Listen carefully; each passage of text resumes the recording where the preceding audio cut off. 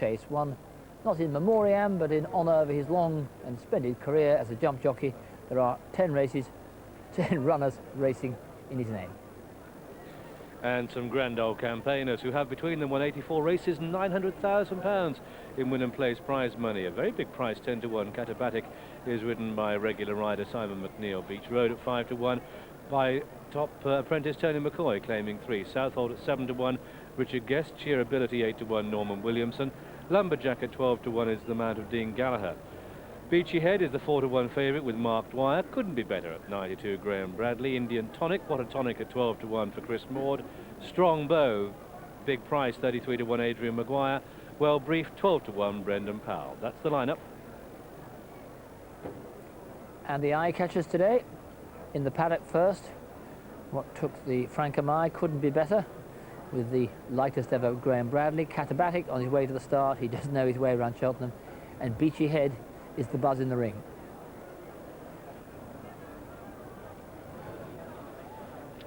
Well, the horse that caught Alistair's eye, and certainly mine in the paddock, is Charlie Brooks's Couldn't Be Better, and he certainly couldn't be looking better. A real shine on his coat, although the sun's out here. Don't be kidded into thinking that it's warm, because it isn't. There's a real sharp breeze. Ridden by Graham Bradley, and this is a horse who I've always felt wants plenty of use made of him when he was second to Ray Millette at Ascot, and also on the last occasion when he was second to River Mandate at Uttoxeter. I thought on both of those occasions he'd have been put to much better effect, having more use made of him. Beachy Head, best backed horse of the day, survived a horrendous mistake to win at Wetherby back in October, and then was third to Ray Millette, and couldn't be better at Ascot. This is a horse who definitely goes on the ground, and interesting that John Joe O'Neill's horses, when the money's down at Cheltenham, they have been known to collect in style, and it's be interesting to see if money talks today. Yeah, hasn't run since that race at Ascot, which was some time ago, and he coughed on the way home, but John Joe thinks he's got him back to his best now. Well, Catabatic loves this ground, even with top weight of 12 stone, he can't be ruled out of it. Ran on to be fourth in last year's 2-mile champion chase. He loves it round here, but I've got to admit I've never seen him travelling really well in his races so far this season. He won first time up when 2 horses fell, and I'm waiting just to see him show a little bit more enthusiasm before I back him. Beach Road won our televised meeting here the other day and won very well indeed, and Toby Balding made the important point afterwards that really there's very little chasing mileage on the clock with Beach Road. There was something about going for the Gold Cup and things afterwards. He couldn't have done it better the other day, John. No, he never ran at all last year. He injured himself on the way back into training at the start of the season in the horse box. But he's a very consistent horse, and as you said, loves it round here. The lineup is a fascinating race, this. Let's join Graham. And there are a lot of front runners in this race, to be sure. Catabatic and Indian Tonic and Beachy Head and Strong Bone Cheerability can all force the pace, and that pace looks good as they come to the first, and it's Indian Tonic that gains the day and takes the first in great style. Second place is Beachy Head, third Catabatic, fourth Well Brief the inside, and then on the outer is Cheerability, followed by Couldn't Be Better. Southhold is the back marker, and they bypass the fence, as you could clearly see. So just the 16 to jump, with joint favourites at the off, Beachy Head at 9 to 2. Beachy Head the grey on the outside of Indian Tonic as they race away towards the third, at which Indian Tonic on the inner will lead. Indian Tonic and Beachy Head slightly awkward there with Cheerability, and lost a bit of momentum there as they start a turn at the far end of the track, having jumped the 2 fences, normally 3 on that cross spur. Indian Tonic leading from Beachy Head in second, Couldn't Be Better in third. Southhold has made great strides to go through and share 4 with Strong Bow.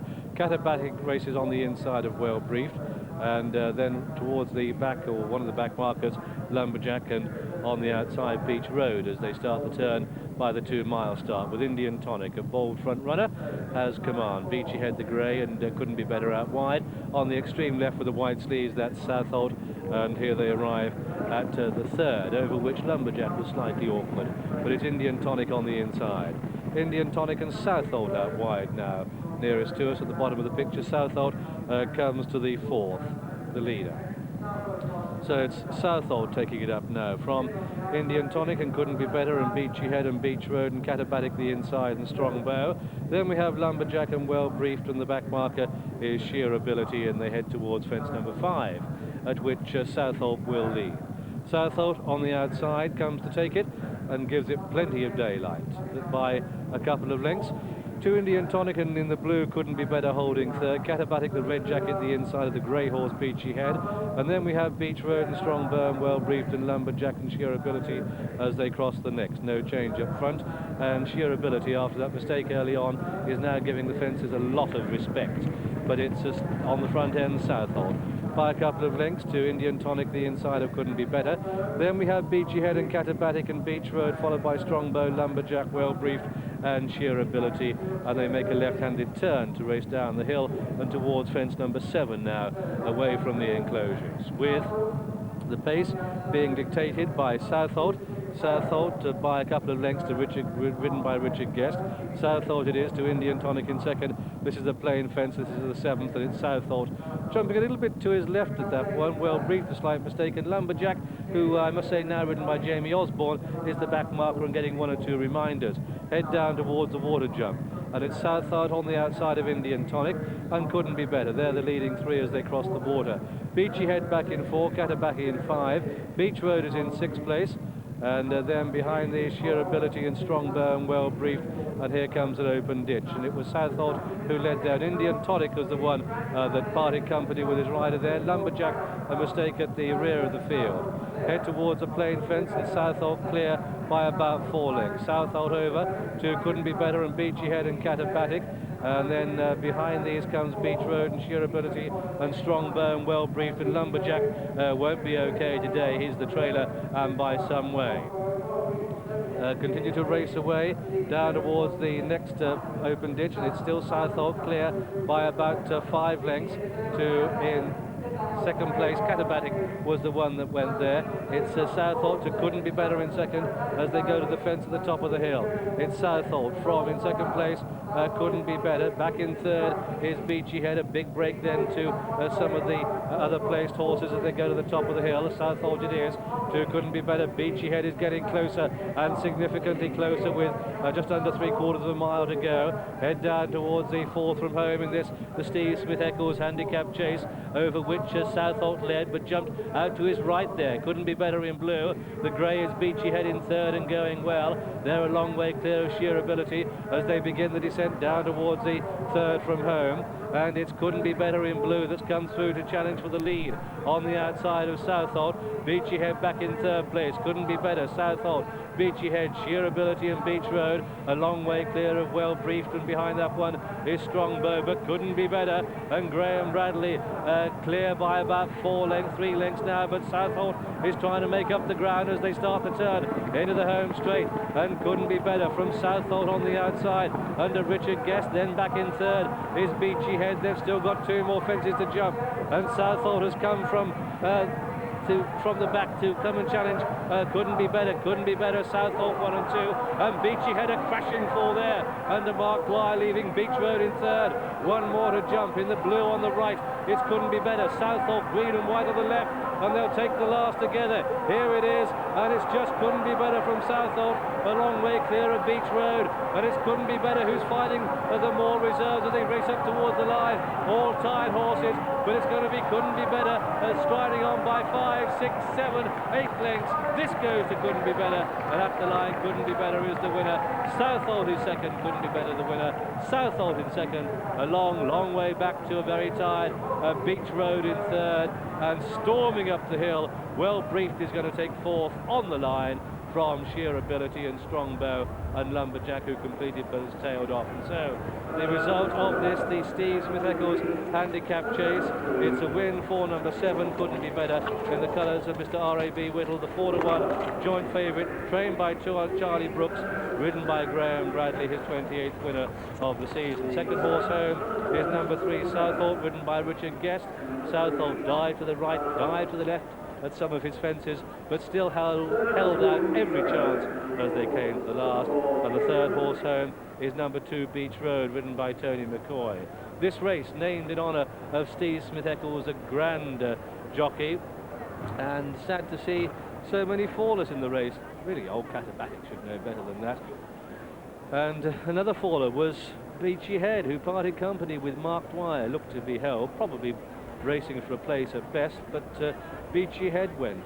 That was a slight sad mistake. Indian Tonic, well, he has fallen before, but it was a crashing fall for Chris Maud, who took some time to get to his feet. But Mark Dwyer, looking for his 46th winner of the season, going out on the other joint favourite Beachy Head, never really was able to get into a position in the early part of the race, but certainly at the top of the hill held out every chance. But I'm afraid it's a long walk back for Mark following that departure. And Jamie Osborne doing the honours, helping old Catabatic. Looks to have lost reins and bridle and everything, the old boy Catabatic. Well, jumping proving the key to this in this ground here, John. Jumping's at a premium, and as such good seasoned jumpers as Catabatic has won a champion chase here, Indian Tonic and Aintree winner, those sorts coming to grief, it shows what stress is put on that part of the game round here when the ground's bad. Yeah, they went a good gallop from the outset, and it was a good performance from Couldn't Be Better. He seemed to be a lot happier being up there. Certainly jumped well. He never put a foot wrong, really. And I must admit that his heart's certainly in the right place, because that was a long old pull. If you missed that last fence, both Couldn't Be Better and the challenger Southholt both got in close enough to the last fence, and God, it takes a lot of guts for horses to pick themselves up and then get off up to that winning line when the ground's soft like it is. Steve Smith-Eccles will be pleased to present the prize to Charlie Brooks and Graham Bradley. Certainly, I know Brad's one of his best mates, and he's a horse with a future. This he's only 8 years old, and he still looks like he's got a bit of strengthening up to do yet. It's fair to say too that the runner-up Southholt, if he gets his jumping organised, John has got a big handicap in him. Ran very well in the Mackerson when falling 3 out. Ran third in the triple print here. If he just gets his jumping up together, he's going to win a decent race.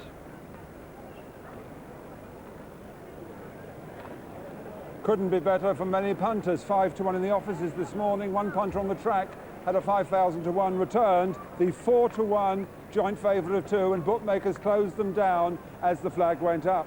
The runner-up Southholt, solid, 7 to 1 4 favourite, and the third Beach Road went off the 9 to 2 third best. The day's steamer Beachy Head, who was back to the offices, was weak here on the course, but did come late back to 4 to 1. Joint favourite with Couldn't Be Better, who was the 6th favourite in 14 runnings to win this. Right again 2 years ago, Wilsford in 1990, and you go back to Foot Warwin's Dramatist 10 years earlier, who was also one of these favourites to win it. Couldn't be better, 4 to 1 joint. On a bad day for the bookmakers, it couldn't be better for many punters.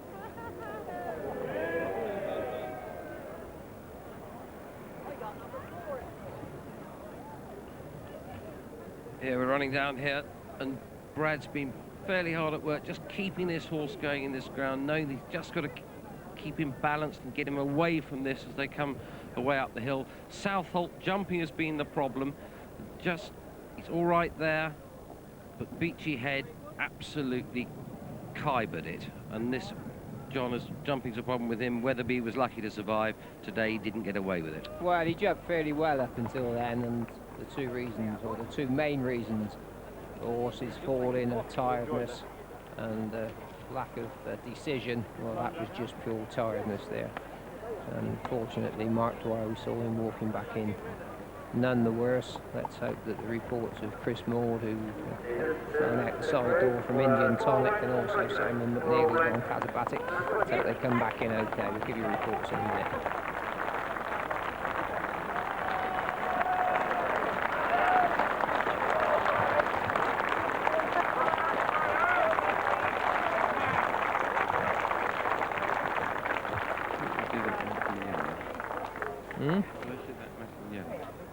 Well, good news is that all of those jockeys that I mentioned have come back unscathed, none the worse for wear.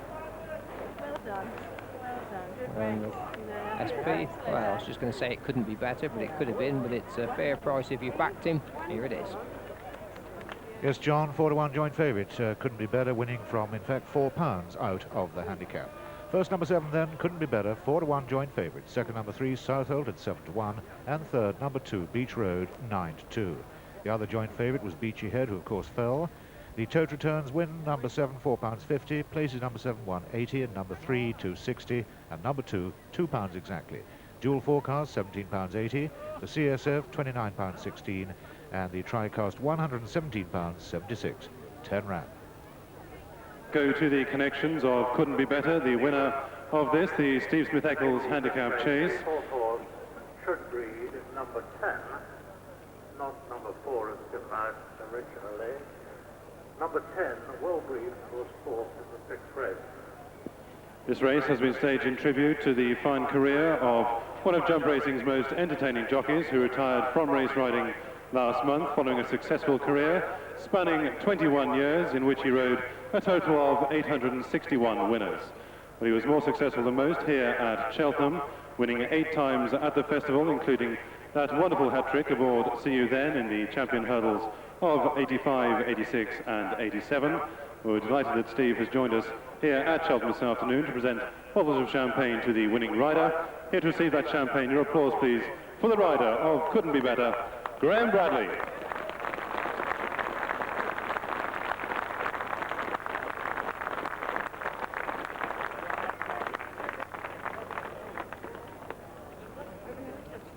When the kissing had to stop. I couldn't wish for a better result than Mr. Bradley winning my race. It's only because you wanted one of them bottles of champagne. Exactly, it's easy, yeah, exactly. He's the only guy who'd give me a bottle of champagne. You told me this morning, told us this morning on the Morning Land that he'd actually taken rather a lot of your tonic. My whiskey, yeah. And he promised me he would repay it in full. And he's done it today, especially at 4-1 joint force. He's fibbing. I went to his house, I had one gin and tonic, myself and Jason Titley. Then we went and stayed somewhere else. It was only whining. I don't even drink whiskey. But you haven't been drinking anything, it seems to be. 10 stone the first time in your career, is that right? Never done it before in my life, bro. 34 years old, I left it a bit late, didn't I? And what's been the secret? Hard work. Mr. Brooks has had me riding out every morning. And just keeping busy, really. I mean, Brett, how long ago is Begourn? I don't want to say that, but it's good. 83. 12 years. And how do you feel as a pilot now compared to then? Well, I've still got as much bottle as I ever had, and I've got always had a lot of confidence. Is it easier in a sense? Do you know more about it in that way? Experience is a great thing, Bruff, yes. And I haven't got a lot of miles on the clock as well, which nobody seems to realise, because the most rides I've ever had in my life is about 295 or something. You know, these lads are having 800-900 rides every year, so I keep telling Charlie and all his owners that there's not many miles on the clock, there's plenty to come. You're 33, are you? 34. 34, and how old do you look like? I'm pushing 40. I mean, looking at him and looking at me, you wouldn't think there was a year's difference. No. So, okay, it came to an end at 39. 39, so yeah. How much longer do you suggest that Bradley should go on for? As long as he feels comfortable. If he's happy with his riding, he's confident, and he's riding decent horses, ride as long as you like. And for both of you who've been great champions at Cheltenham, just a final close for us this day, Cheltenham as a track, I mean, how good is it to come and ride here? It's the be-all and end-all, Rough, really. I mean, it's what every young lad dreams of, is riding and winning around Cheltenham. To come here, the atmosphere of the place, especially the festival, I mean, it just means to ride a winner at the festival meeting, as I said this morning on Channel 4 Morning Don't say it again, it was embarrassing. It's better than sex, it really is. It's unbelievable. I thought it was nearly as good as this morning. Well, it's now better. He's had a few weeks. Anyway, yeah. And he's had a race named after him, congratulations. Thank you very much. Well done, Brad. 3 old-timers together, I tell you. It's a lovely scene. The middle of the course, you can imagine that in 45 days' time. You won't be able to see the tarmac. That's the middle of the course, the silver ring, if you like, the Foster's enclosure. That will be bulging at the seams, and let's hope we have a sky like that in 45 days' time, albeit I hope it's a little warmer and a little drier. But the scene building up. There are two